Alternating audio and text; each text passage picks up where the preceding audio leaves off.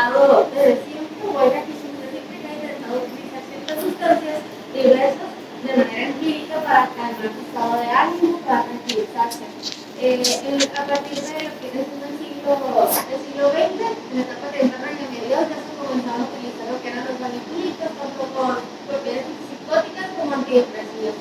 Hay que estar tanto de que esto era pura serendipia, es decir, no era intencionado, sabemos que fueron descubriendo por el error. Para a finales del siglo XXI, donde empiezan a diseñar de manera racionada los medicamentos, los psicofármacos, ¿no? Es donde ya entran los inhibidores selectivos de la receptora de serotonina, los de serotonina de dopamina, entre otros, ¿no? Y ya más recientemente, en el siglo XXI, ya es cuando salen otro tipo de psicofármacos como la persona la tramina y la clonidina. Los psicofármacos o lo que son sinónimos también psicotrópicos o psicoactivos se pueden clasificar de diversas maneras, ¿no? Ya sea por su aplicación clínica como los psilocibin, los psicóticos, es lo que vamos a ver ahorita. Se pueden clasificar también por su estructura, por ejemplo, los tetracíclicos, los bicíclicos, por su mecanismo de acción, como los inhibidores de la mononucleasa, por mencionar uno, y también las características de los diferentes, pueden ser típicos hablando de los antipsicóticos. Vamos a comenzar a verlo primero los antidepresivos. Los antidepresivos son un grupo muy diverso que tienen diferentes mecanismos de acción, ¿no? Se clasifica antidepresivos cíclicos, los inhibidores selectivos de la receptora de serotonina, los inhibidores selectivos de la receptora de serotonina y noradrenalina, los inhibidores de la mononucleasa y el otro, que tienen mecanismos diversos y no entran en los anteriores. En general, tienen una efectividad que es comparable entre diversos grupos antidepresivos, pero son totalmente porque nos van a elegir unos sobre otros, ¿no? La tasa de respuesta de los pacientes al uso de antidepresivos se ha visto en los estudios clínicos que la de un 75%, y se dice que también tiene mayor eficacia en aquellos que tienen síntomas severos versus aquellos que tienen síntomas leves a moderados. Y como comenté, difiere en su capacidad o potencial para ocasionar efectos adversos diversos, según la clase. Hay que considerar estos factores que dirección un fármaco antidepresivo, que viene siendo la respuesta previa que tenga el paciente a medicamentos y ya ha usado otros fármacos, la efectividad del fármaco en sí, la seguridad, la tolerabilidad es muy importante, y los efectos adversos que puedan ocasionarle al paciente, así como la interacción que pueda tener esto con los medicamentos que ella tome y con sus comorbilidades. La vida media de los medicamentos y por supuesto el costo, ¿no? Que va a variar mucho. Empezando con los inhibidores selectivos de la receptora de serotonina, su eficacia es comparable con otros tipos de antidepresivos como pastillas específicos, es comparable. Y en general, dentro del mismo grupo de antidepresivos inhibidores de la receptora de serotonina, no hay gran diferencia en eficacia entre ellos, ¿no? Y pues, sin embargo, hay unos análisis que se han llegado a sugerir que el citalopram puede tener cierta ligera superioridad. Aquí, para identificar el mecanismo de acción de estos fármacos, vemos que actúan a nivel presináptico, ¿no? Aquí tenemos en la imagen que la neurona fisiológica va a sintetizar o va a querer liberar lo que viene siendo la serotonina, y a ese nivel tenemos lo que viene siendo las bombas, que son las recapturadoras de este neurotransmisor, y es ahí donde se apega, como se ve en la otra imagen, esa clase de antidepresivos, de esta manera aumentando la cantidad de serotonina en la hendidura y con su actividad a nivel de los receptores postsinápticos. El ejemplo de aquí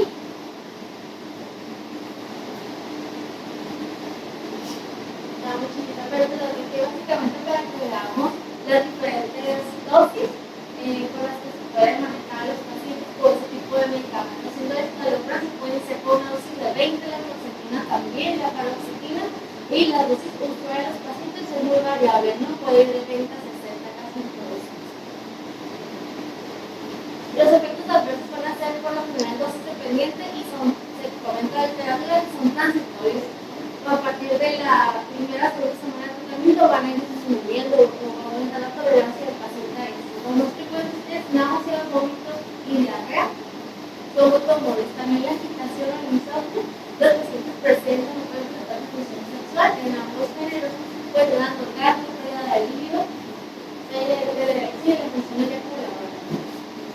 El neurológico puede exacerbar una fase que el paciente ya tenga o una migraña y pues se pueden llegar a ocasionar síntomas extrapiramidales como son la caticia, distonía, parkinsonismo y discinesia. Esos pacientes, sobre todo cuando se da entonces geriátricos en combinación con otros fármacos como las benzodiazepinas, pues se puede aumentar el riesgo de caídas con consiguiente las fracturas en este grupo de pacientes.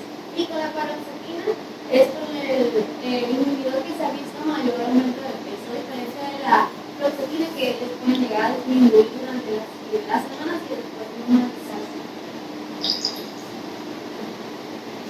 Básicamente lo que les comenté de los efectos adversos, solamente aquí se esquematizan en modo de tabla, y lo que casi todos en lo que coinciden es que dan una alteraciones intestinales y disfunción sexual. Y es importante mencionar que el citalopram y el citalopram se asocian también con coloración del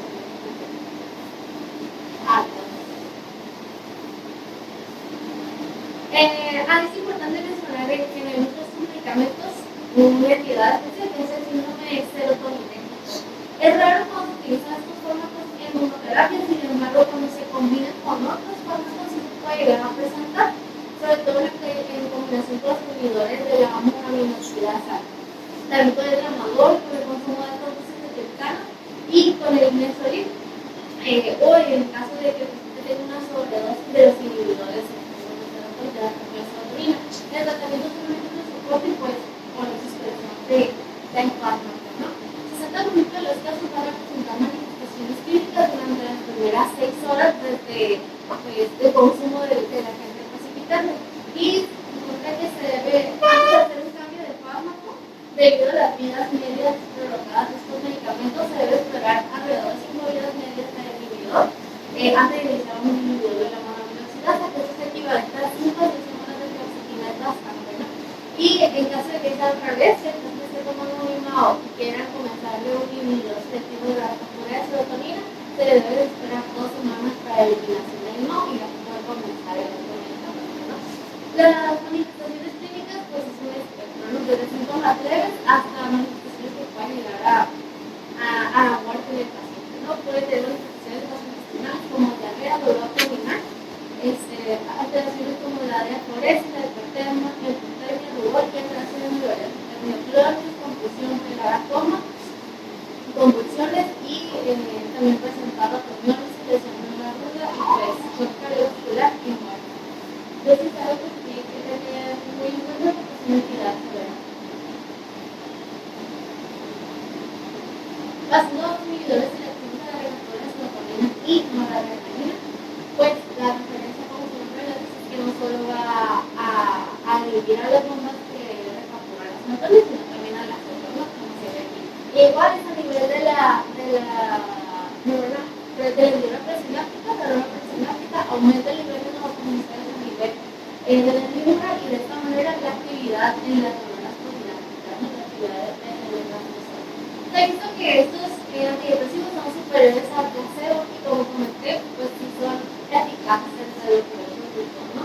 La amiloxicina y la fluoxetina son comparables entre ellos y los inhibidores de la captura de serotonina. Y pues pacientes que tengan depresión severa y que no respondan a los inhibidores, que son la primera elección, los de serotonina, pues se ha visto que pueden tener beneficios modestos en comparación, ¿no?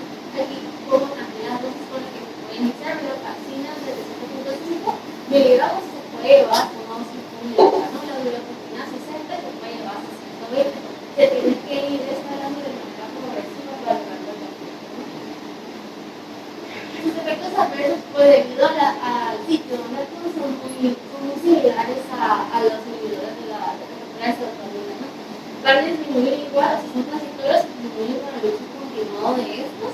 Básicamente lo que va a poner es el paciente de náusea, vómito y la disfunción sexual, igual que en el otro caso, ¿no? También pueden ocasionar un síndrome serotoninérgico, sobre todo en combinación con los inhibidores de la MAO. Y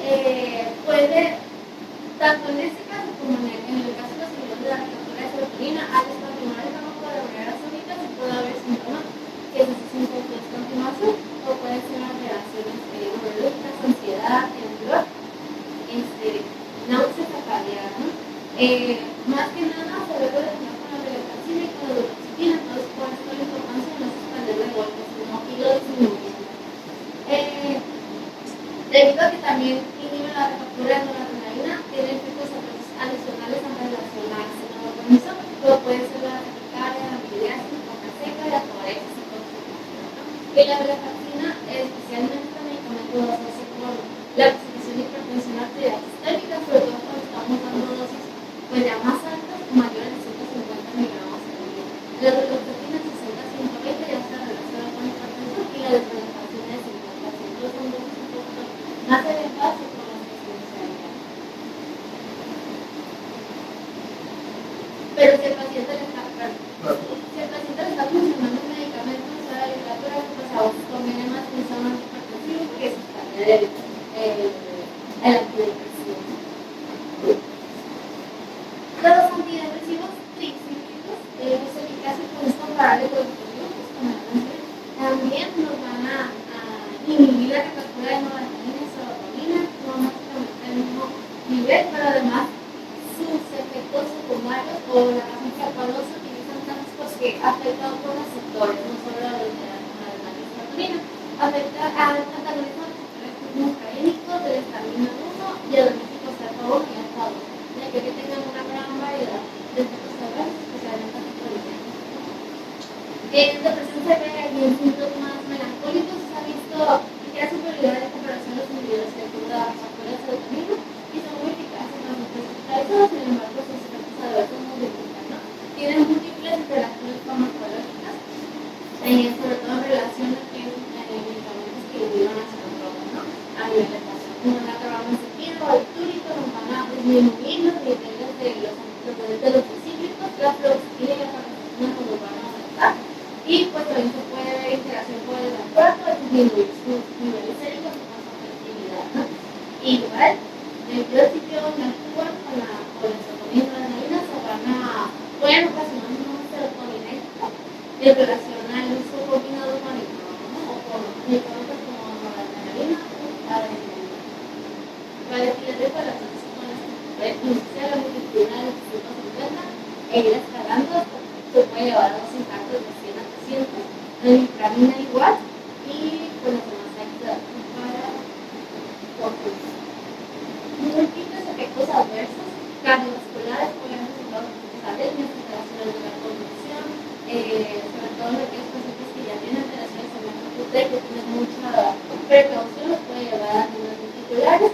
Y con los pacientes que ya usan antiarrítmicos de clase 1, pues sus efectos son adictivos y pueden ser complicados. Los efectos psicogenéticos pues, hacen la constipación, evitar disfunción sexual. Si es algo muy capacitante para el paciente, se debe evitar que tiene un progreso con la conducta benigna y la forma de muy desarmado. Y pues se va a relacionar con un aumento de peso, que es más de todo dependiente y se revierte a sus de tratamiento. Se comenta que es mayor con la antidepresiva. Y pues los neurolepídicos pueden llegar a presentar convulsiones en caso de sobredosis y el mayor riesgo por la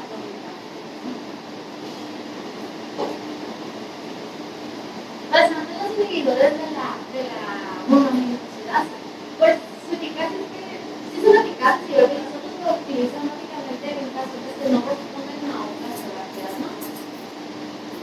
Son efectivos en pacientes que presentan síntomas atípicos y a pesar de eso, pues no está muy claro si realmente nos van a ayudar o un gran beneficio de pacientes si ya no nos responden a las demás terapias, pero pues sí se llegan a utilizar. El mecanismo de acción por el cual actúa es como yo lo mencioné el nombre, inhibe la monoaminoxidasa, que es una enzima que se encarga de degradar los neurotransmisores. Entonces tenemos monoaminoxidasa A y monoaminoxidasa B. Eso en general nos van a inhibir a las dos.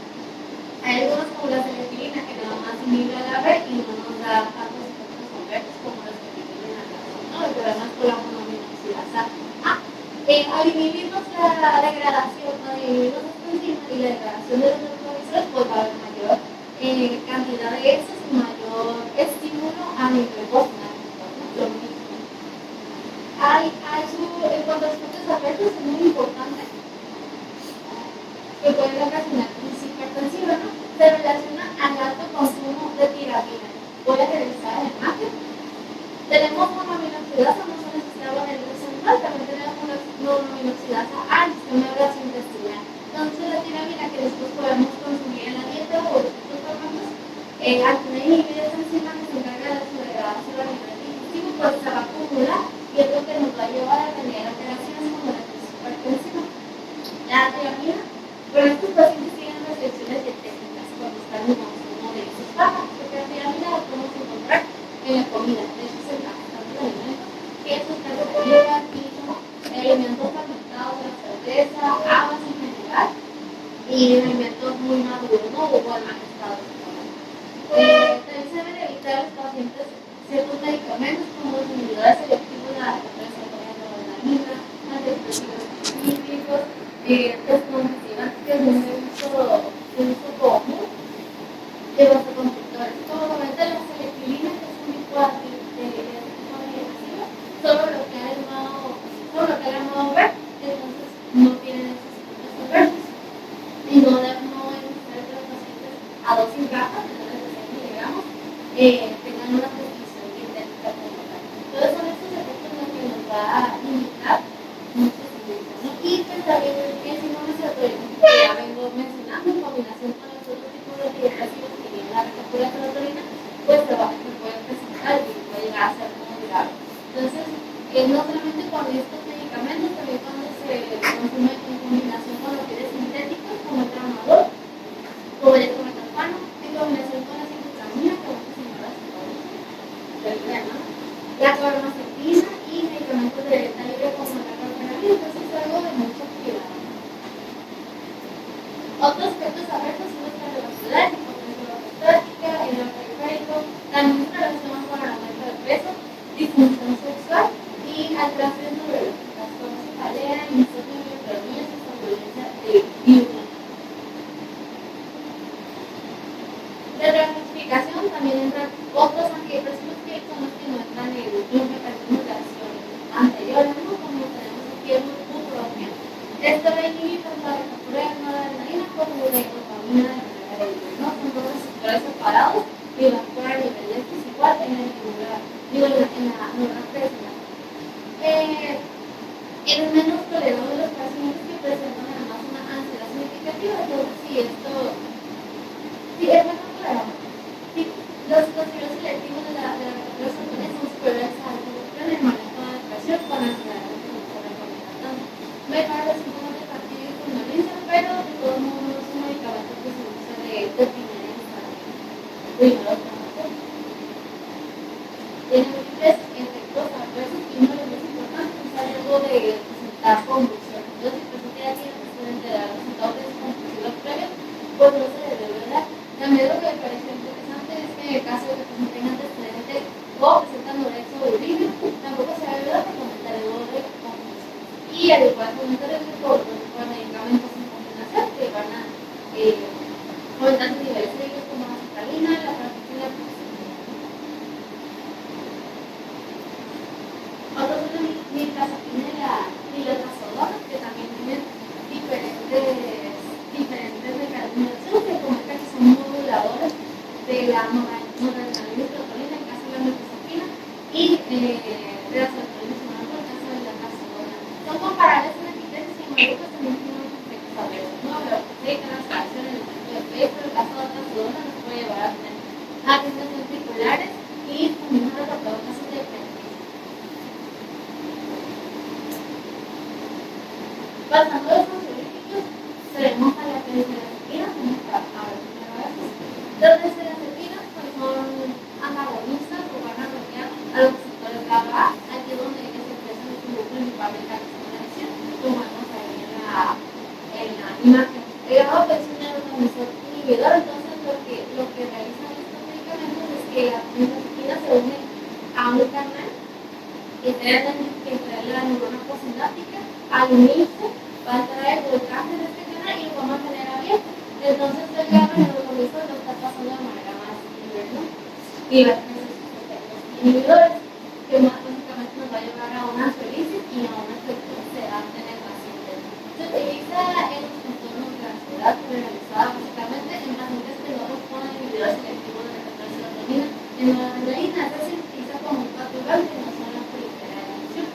También en agudas son muy útiles y en otras entidades químicas como el sodio y el ácido alfálico pueden usar también en la católica. Aquí les dije las dosis también de las más comunes con el SK, pueden usar a 5 miligramos por las habituales 2.5 hasta 40 miligramos, de la raza blanca, 2.5 a 6 miligramos y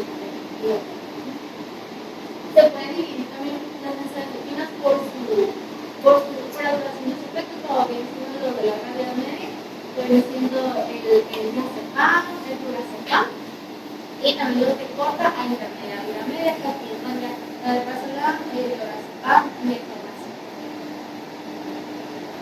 Los efectos adversos son la sedación, se ha descrito alteración cognitiva tanto a corto como con el uso continuado a largo plazo, la tolerancia, dependencia con el uso continuo y, como comenté previamente, también el riesgo de caer en las segunda cuando se usan en combinación con otros sustancias como el alcohol, constituye el riesgo del paciente de presentar depresión respiratoria y no se recomienda tanto en otras entidades como en depresión humana porque no hay evidencia de eficacia.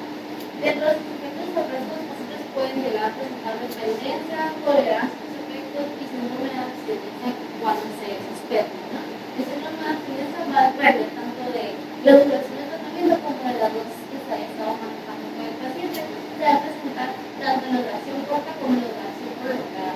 Cuando se suspende de manera brusca la duración corta y lo de uso prolongado puede suspenderse el fármaco y pues presentar manifestaciones hasta 1 o 2 semanas después de comida media. Los síntomas que debemos identificar en pacientes son el temblor, la irritabilidad, el insomnio, pueden tener datos de despersonalización, hiperacusia, neuronías, delirio y convulsiones. Entonces lo que se recomienda es que no se suspenda de golpe, sino que se vaya reduciendo la dosis del 25% cada semana. Y pues es importante en este punto hablar también de la sobredosis de benzodiazepina en caso de que ocurra. Para el tratamiento de eso, pues utiliza fumazepin, como ya sabemos. Esto se administra por intravenosa y tiene una vida media corta de 7 a 15 minutos. Tiene efectos adversos también como náuseas, vómito, vasodilatación y cefalea. Y sí se relaciona con riesgo de convulsiones, sobre todo si el paciente ya tenía dependencia de benzodiazepina, si estaba con dosis muy altas o con intoxicación o antecedentes previos, ¿no? De que el paciente ya tuviera un trastorno de fiebre. La dosis que se va a administrar al paciente se va a iniciar con 2 miligramos o 2 mililitros, se va a pasar y ver en 30 segundos. Si el paciente no recobra la conciencia, no comienza a reaccionar, pues se va a administrar una segunda dosis de 3 miligramos, que son 3 mililitros, también en 30 segundos. Si el paciente no recupera la conciencia en este punto, se puede estar repitiendo la dosis en intervalos de 1 minuto, 0.5 miligramos o 5 mililitros, también pasándolas en 30 segundos. Hasta llegar a una dosis topper, como tiene aquí de 3 miligramos, la dosis usual en un paciente para que responda es de 1 a 3, pero se menciona que si después de 5 minutos ya habiendo pasado hasta 5 miligramos de formación y el paciente no respondió, pero se trata de intoxicación con benzodiazepina, así que buscar otra causa. Sí, es más como una prueba terapéutica que un tratamiento. Sí. Hay que tomar en cuenta eso porque, por ejemplo, si muy comúnmente el paciente ya tiene acceso a la benzodiazepina y si es un intento de envenenamiento o muerte por el envenenamiento, usa el fumazepin con cuidado porque podría inducir un disco compulsivo. Al final una abstinencia aguda, ¿no? Dentro de los ansiolíticos también entran los medicamentos que ya comentamos, entonces no nos vamos a ver mucho, básicamente son los antidepresivos, pero con propiedades ansiolíticas. Fondos de primera elección para el manejo de los trastornos generalizados son eficaces tanto a corto como a largo plazo. Se utilizan también los fondos pánicos, los efectos traumáticos y son bien tolerados. Como mencionas, inhibidores de serotonina, raptores toporinas, son de primera línea, por los efectos que ya comentamos, ¿no? Y los de las factores de adrenalina pues también se utilizan, también son eficaces a largo y a corto plazo. Y la venlafaxina se describe que es eficaz en un tratamiento agudo y en la prevención de la caída del trastorno mecánico. También se puede llegar a utilizar están los antidepresivos específicos, porque como ya comentamos, tienen muchos efectos adversos, entonces se realizaron para casos especiales, ¿no? Y los de la EMA, la fenicina se describe que se puede utilizar en trastorno del pánico y en OSS como una respuesta automática. Pasando a los fármacos estimulantes, que también es otro grupo de psicofármacos, estos pues el efecto es que nos aumentan la motivación, el estado de ánimo, la energía y la capacidad de alerta. Entonces tenemos methidatos, vitaminas y electrones.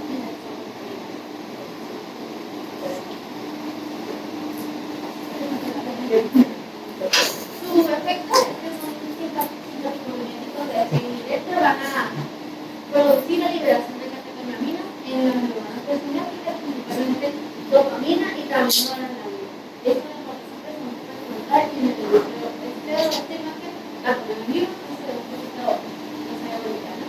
Entonces ahí donde está la X en la misma que es el receptor de la recaptura de dopamina, entonces a este nivel es donde nos va a actuar el metilfenidato, aumentando el concentración de dopamina a nivel de la médula sináptica y pues su estimulación a los receptores posteriores. Pero la importancia de esto es el nivel de nomeación, que es una causa prefrontal y el cerebro, y de ahí es que nos lleva a las alteraciones, más bien a la modulación del estado del paciente. Su uso es en trastorno de hiperactividad, la dosis es de 5 a 10 miligramos cada 3 a 4 horas de manera muy frecuente, aunque tenemos metilifonidad de liberación rápida, se estaría retardada, pero en general es una dosis que se maneja, ¿no? También se puede utilizar en trastornos depresivos, sobre todo en aquellos que tienen apatía profunda, manifestada por somnolencia, alergia, y se utiliza como potenciadores de los medicamentos antidepresivos que ya comentamos, en este caso la dextrometamina, ¿no? Y también que tengan un evaluación por lesiones cerebrales como nos van a ayudar a que los niños en un estado de alerta, función intelectual y también motriz. La misma medida de la metanfetamina de sexuales y como la cuenta de la tiene diferentes duraciones, ¿no? Los efectos adversos pues son múltiples, gastrointestinales, irritabilidad, insomnio, menos arritmias cardíacas. Menos frecuentes es que presentan tics y incidencias. Entonces puede ayudar a ciertas días y permitir la metilfenidato se ha descrito que puede llevar a que tenga tics de manera más prolongada hasta de varios meses de duración, pero que por lo general se quitan o remiten de manera espontánea. A dosis altas se puede relacionar con la presentación de bruxismo, hormigueo, inestabilidad emocional, incluso convulsiones, y en caso de sobredosis, cuando puede aumentar la hipertensión, radical, hipertermia, psicosis. Puede llevar hasta un estado de coma, ¿no? Se comenta que tiene riesgo de dependencia física de los pacientes y psicológica, sin embargo, las dosis que se manejan no es tan frecuente, pero es importante que los familiares practiquen con este medicamento.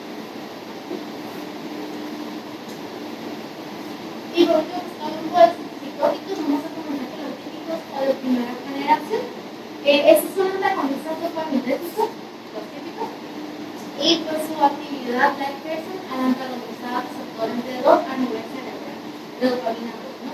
Se dice que ocupa aproximadamente el 72%, pero ocupa todos los receptores y de esta manera tiene su actividad psicótica. Su vida media de 24 horas, con su consumo estabiliza sus concentraciones entre esos 5 días. Se divide en potencia baja y potencia alta, potencia baja la prolongación y la equilibración, como son algunos, que se va a relacionar con los y los de potencia alta como la operador tienen mayores efectos extrapiramidales. Entonces, aquí lo que tenemos en la imagen, la morada es la neurona serotoninética y la naranja es la neurona dopaminética a nivel de la sustancia negra. Y ahí arriba tenemos lo que son los ganglios basales y el receptor de dopamina. Entonces, a este nivel, el receptor de dopamina de 2 es donde va a actuar los receptores típicos, bloqueando la liberación de dopamina y pues nos va a llevar tanto al efecto terapéutico como los efectos adversos que son los síntomas extrapiramidales, de liberación de prolactina, como la forma de efecto. Tiene indicaciones múltiples, no solamente para el manejo de trastornos de esquizofrenia, también para el trastorno esquizoafectivo, en pacientes con mania, con depresión porcentajes con trastorno de la personalidad límite que se dan entre los psicóticos, antes, y entre otros, ¿no? El de demencia a los periodos puede utilizar a 12.5 miligramos de miligramos. Sobre todo que cuando mejoría la excitación y la excitabilidad, se puede ver a las 4 o 6 semanas, es algo un poco prolongado, pero puede llegar hasta meses para que se vea el efecto en los síntomas psicóticos, tanto positivos como negativos. Así es algo pues raro, ¿no? La dosis de haloperidol puede ir desde 5 miligramos hasta 20, pero el didáctico se puede dar hasta 1 miligramo. Y la tropomacina, 2 miligramos. Para el mantenimiento, se comenta que se debe reducir a 2% cada 6 meses hasta llegar a la dosis efectiva para el paciente. Si el paciente tuvo un episodio psicótico, el paciente debe continuar con medicamentos de 1 a 2 años después de este episodio. Y en 5 años tuvo 2 episodios y ya puede ser de por vida si ya tuvo 3 episodios. Diagnóstico de síndrome neuroléptico maligno es una alteración grave que debemos tener en cuenta en el estudio psicóticos. También la disminución del umbral convulsivo, como el caso de la tropomacina y la ribosina, son dos opiáceos que sea con antecedentes previos. Por lo tanto, los resultados también pues también pueden ocasionar sedación y han reportado casos aislados de muerte súbita. Y efectos cardiotóxicos en los periodos sociales musculares, en prolongación del y atrofada de todos. Y algo que miramos como también la neuropsicosis es algo frecuente que se comenta en estos casos, pero pues, es de 1 cada 10 pacientes. Se puede presentar recuperación transitoria e incluso cáncer cosmético. Hay que tenerlo en cuenta. El profilaximia por el nivel de ondulación, que ya lo hemos comentado, y los síntomas anticolinérgicos son muy importantes, pues nos limitan en su comportamiento. Desde aquí, para hablar con las dosis terapéuticas y los efectos adversos que van a ocasionar a mayor potencia que tengan esos fármacos, pues más efectos extrapiralizales, ¿no? Como en el caso de la enfermedad. Y a por último, los antipsicóticos atípicos pueden ser una generación. Son atípicos porque van a diferir en los efectos y en el mecanismo que presentan los pacientes. Van a antagonizar no solamente los receptores de dopamina D2, sino también los de serotonina. Entonces, me pareció interesante, a nivel mesolímbico nos van a hacer el bloqueo de los receptores de dopamina D2 y a nivel de la sustancia neurológica es donde van a actuar menos, entonces nos van a disminuir los síntomas extrapiramidales. Aquí vemos en la imagen la neurona morada, es una neurona serotonínica y la naranja una neurona dopaminética. Vemos que ahí tenemos el receptor de serotonina. Entonces, a este nivel van a actuar en el sistema en la sustancia negra, los psicóticos atípicos. Entonces, nos van a antagonizar los niveles de la serotonina. Como la serotonina, ya sabemos, es un modulador de la liberación de dopamina a este nivel, pues nos va a bloquear esta inhibición y va a continuar la liberación de dopamina a nivel de la sustancia negra. Mientras que en el sistema mesolímbico va a estar inhibida, entonces vamos a tener el efecto psicótico, pero no vamos a tener tantos efectos a veces piramidales ni el efecto de la dopamina. Todos son mejor tolerados que los antipsicóticos. Indicaciones también. Esquizofrenia, trastornos esquizoafectivos son superiores a los antipsicóticos típicos en los síntomas negativos y están asociados a unas bajas de recidivas y de hospitalización. También la depresión resistente a tratamiento se puede asociar a la fatiga contrarrutina de manera eficaz, también pues que sea el trastorno bipolar, el efecto autista y como mencioné, el psicótico o psicosis secundaria cognitiva. Los más comunes los tenemos aquí, la risperidona, que es la media de 20 horas, de dosis de 1 o 2 miligramos hasta 4 miligramos al día, y efectos de peso, ansiedad y disfunción sexual.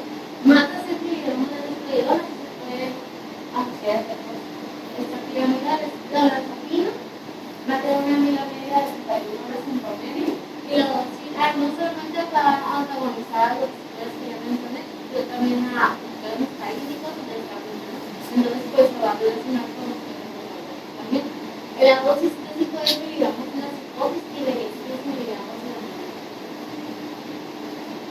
se relacionan con un aumento de peso importante, que no es dependiente de la dosis, sobre todo en un momento de la glucemia, que se está estudiando en estos pacientes, contempló un aumento de apetito, aumento de las vitaminas, la ketamina tiene una vida media de 7 horas, también valoriza otros receptores, no solo el D2 y el serotonina, las dosis en las piramidales y la dosis de 25 miligramos, dosis siempre. Se puede ir aumentando cada 2 días hasta llegar a una dosis de 5 a 400. Tiene también interacciones, una representación con la penicilina, ya que aumenta su concentración de 5 veces y se debe evitar administrar con medicamentos que prolongan el intervalo. Como por ejemplo, dialíticos y antibióticos como el moxifloxacina y la diazoxacina. Y el efecto secundario por las molestias, mareos, puede llegar a efectos extrapiramidales y el aumento de la creatina, pero es una intracorporal. Y la clozapina es eficaz en pacientes que no responden a otras terapias. Se utilizan los medios en estos trastornos también en incidencia todavía grave y pues antaboliza otros receptores no solo serotonina y dopamina. 2, 21, 3 y 4. Tiene una vida de eliminación de 12 horas y tiene la característica es que se disocia rápido de los receptores de dopamina de 2, tiene un débil a este. Su dosis inicial es de 25 miligramos y se puede ir aumentando también cada 6 meses. Interacciona con medicamentos que ocasionan granulocitosis como la carbamazepina, la palitomida, familia de clorhidrazina y tiene un aumento de riesgo de convulsiones en pacientes que tomen también clorvitamina y múltiples efectos adversos como el aumento de peso, la cialoprea, el riesgo de convulsiones que aumenta hasta el 4% con dosis mayores a 600 y tiene riesgo de leucemia de nódulos y esto.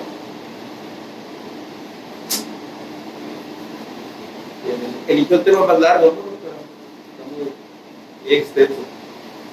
Tocaron algunos otros medicamentos también. Es el uso más extraño, ¿no? Algunos antihipertensivos tienen utilidad en psiquiatría, pero todos los papás ya tienen un tratamiento más especializado. En la cuestión del uso de los psicofármacos, hay que tener ciertos cuidados.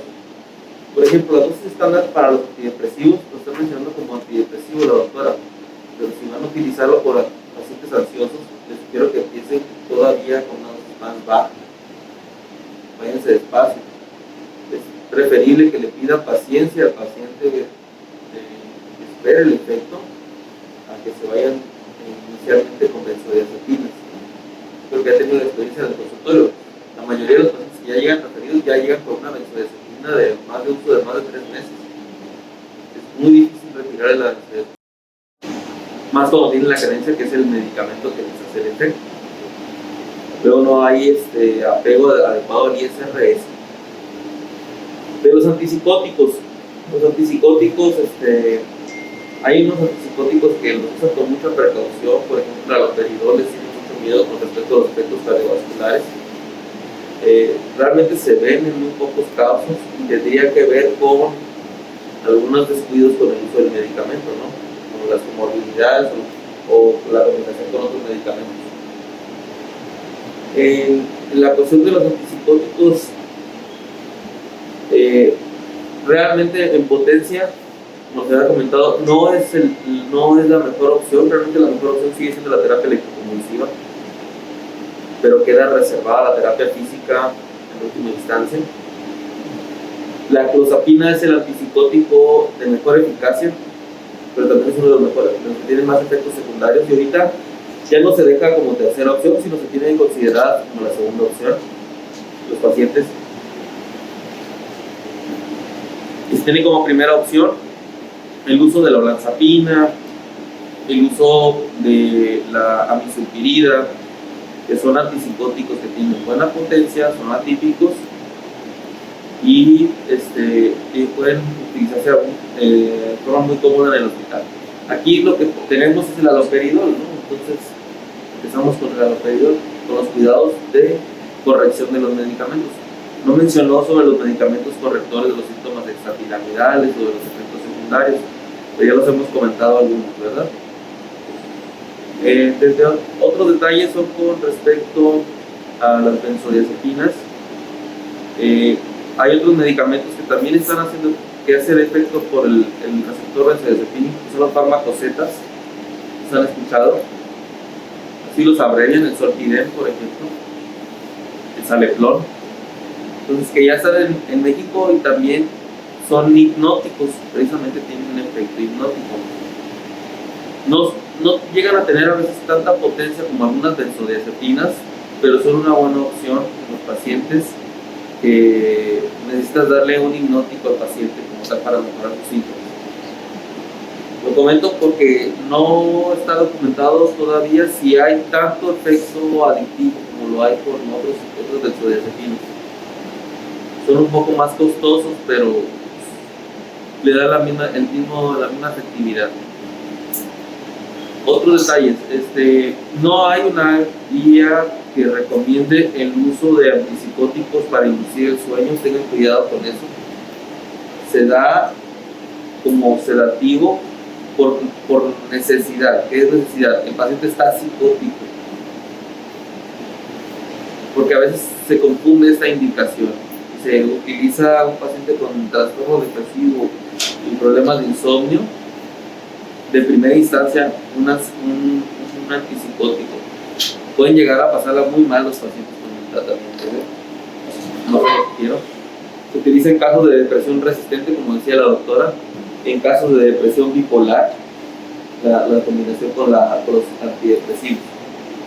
Nunca den un antidepresivo solo a un paciente con trastorno bipolar y depresión. Siempre tiene que ser combinado con un antipsicótico atípico o con un estabilizador.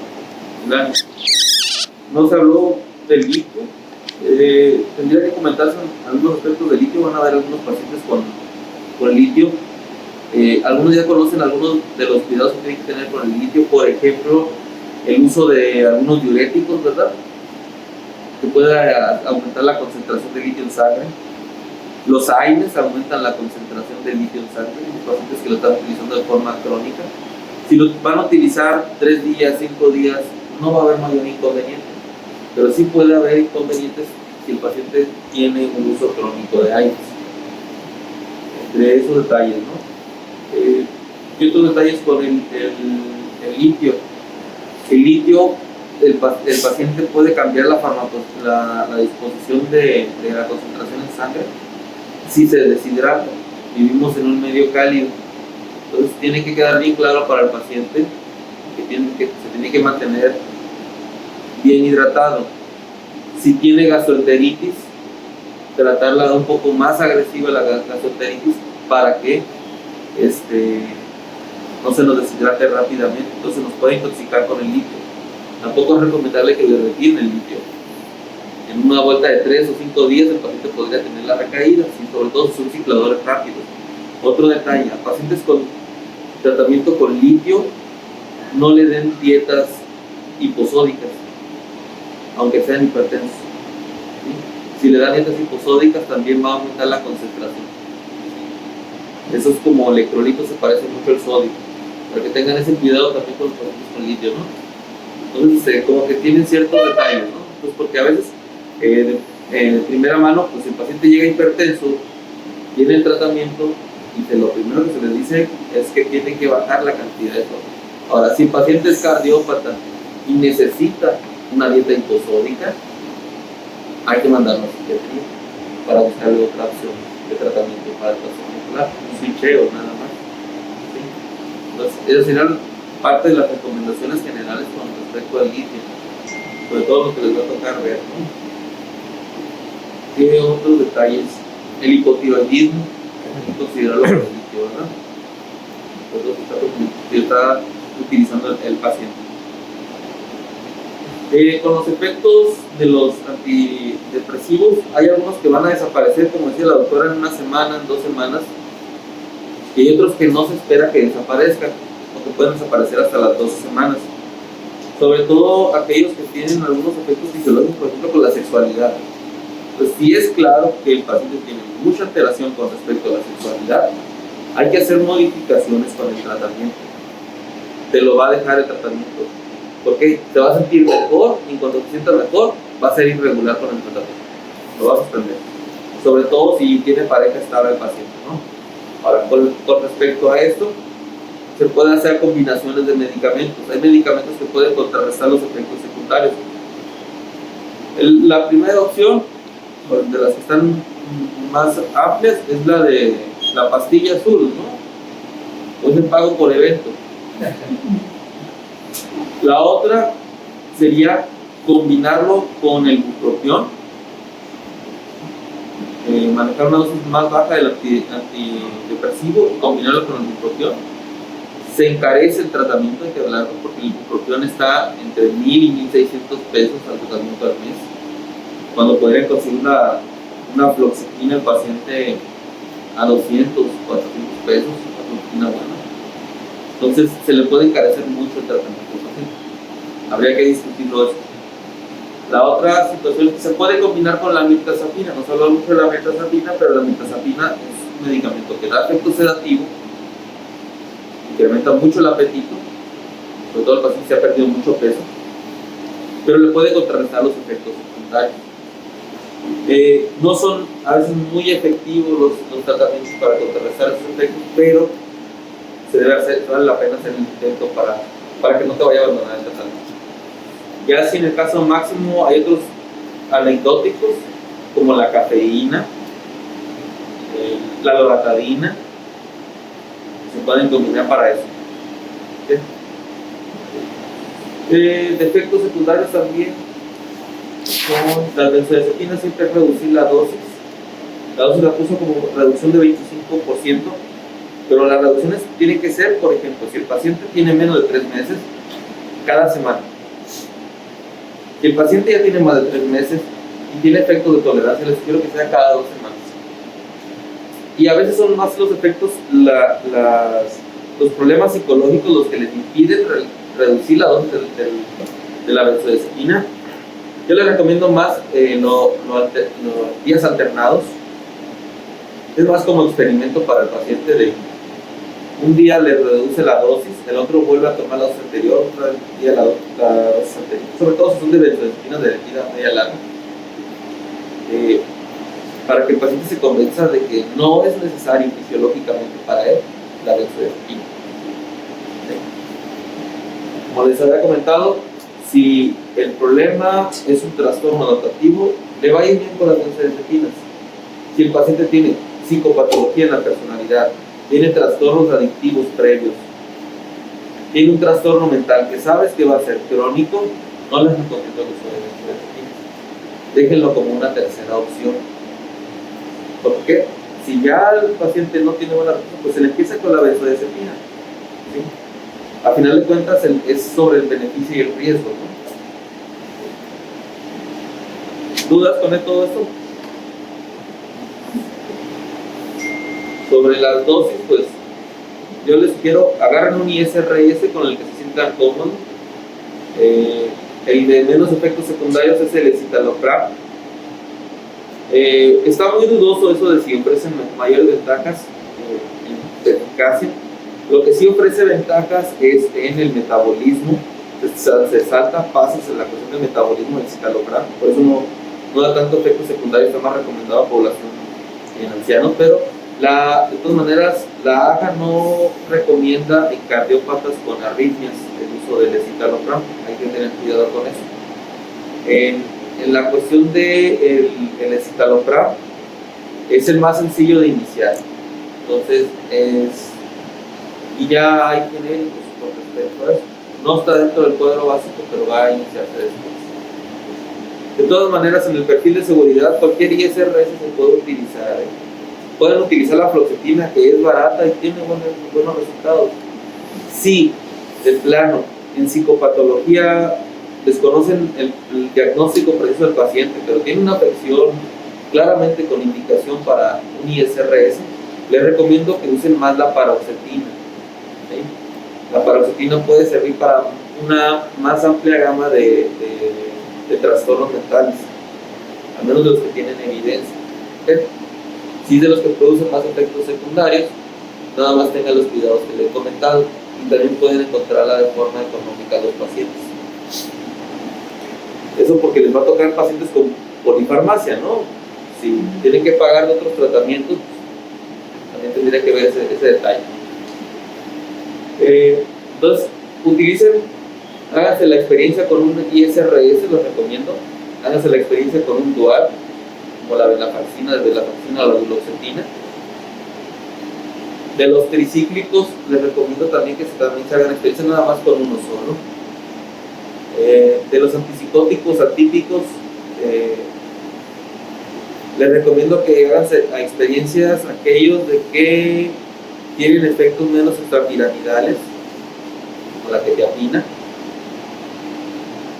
Pueden hacerse experiencia con la olanzapina y conocer la cuestión del apetito, ¿verdad?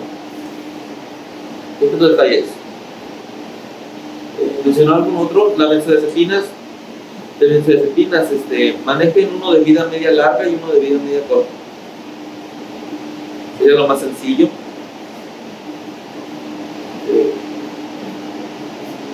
Y los medicamentos correctores, ¿no? Tenerlos en cuenta. Quizás no para la dosis ahí, pero sí tenerlos en cuenta, bueno, cómo corregir las complicaciones. ¿Sí? Eso va a valorar mucho el paciente. Si manejan complicaciones, esa es parte del profesionalismo, ¿no? Los padecimientos. Los medicamentos de psicofármacos también tienen otras indicaciones fuera de los trastornos mentales, ¿verdad? Eso los han visto en otras partes, como neurología. ¿Sí? Los han visto quizás en gastroenterología. ¿Sí? Entonces, para que no ignoren esa parte, ¿no? Tienen diferentes usos y se puede potenciar un medicamento que ya tiene el paciente. Digamos que el paciente tiene un trastorno de ansiedad, tiene antecedente de migraña, le estaban dando ya un medicamento como el propanolol, pueden cambiarlo a un tricíclico, se van escalándolo y le van a resolver los problemas, ¿no? ¿Sí? Para que más o menos lo consideren así, para no evitar la polifarmacia, ¿no? Esa sería como, más como por los geriatras, son expertos en eso, ¿no? ¿Dudas? No le den tricíclicos a alguien que tiene ideas de suicidio, ¿eh? Esa es recomendación general. No le den medios. Son muy seguros los ISRS, son muy efectivos, tienen menos efectos secundarios. No hay por qué arriesgarse, ¿no? Bueno, sería todo.